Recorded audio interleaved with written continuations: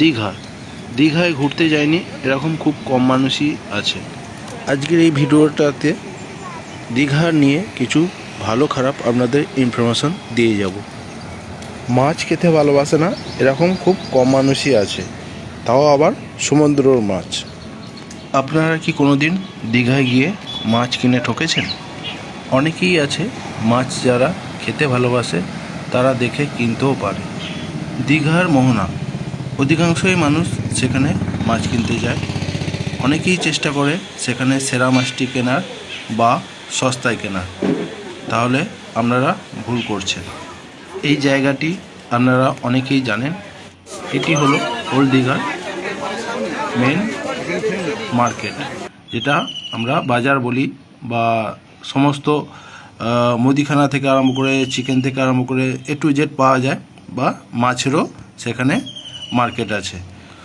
অধিকাংশ মানুষেরই ইচ্ছা যায় দীঘায় এসে আমরা মোহনা থেকে মাছ কিনব, কারণ তারা তো ডেলি বাজার করে, তাই দীঘার যে বাজার আছে সেখান থেকে তারা মার্কেট বা বাজার করতে চায় না।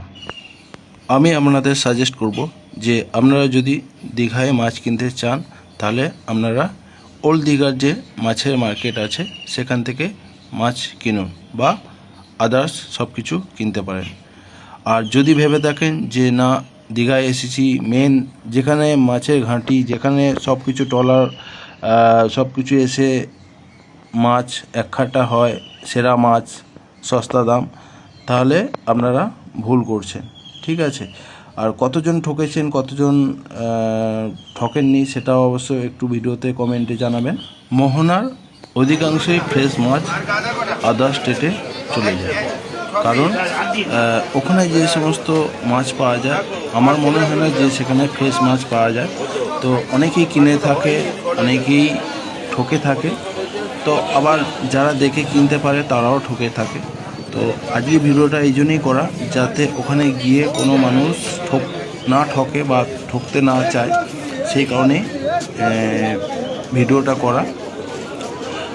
দীঘার সমস্ত ফ্রেশ যে মাছ পাওয়া যায়, আমার মনে হয় এই ওল্ড দীঘার যে মার্কেট বাজার সেখানেই ফ্রেশ মাছ পাওয়া যায়। আর বাকি মোহনার যে মাছ আছে সেখানে সব থেকে বেশিরভাগ রিজেক্ট মাছ থাকে, যেগুলো বিক্রি হবে না। বেশি বরফ দিয়ে মাছকে তাজা করে রেখে সেগুলো কাস্টমারদের বোকা বানিয়ে তারা সেল করছে। ঠিক আছে?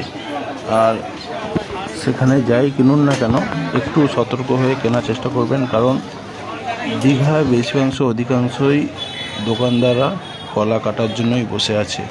সেটা হোটেল হোক বা কোনো কোল্ড ড্রিঙ্কসের দোকান হোক বা আদার্স কোনো। আজকের ভিডিও এইটুকুই। যদি ভিডিওটি ভালো লেগে থাকে তাহলে অবশ্যই আপনারা ভিডিওটিতে একটি লাইক দিয়ে চ্যানেলটি সাবস্ক্রাইব করে বন্ধুদের শেয়ার করে দেবেন। আজকের ভিডিও এইখান পর্যন্তই। Thank you. জয় হিন্দ।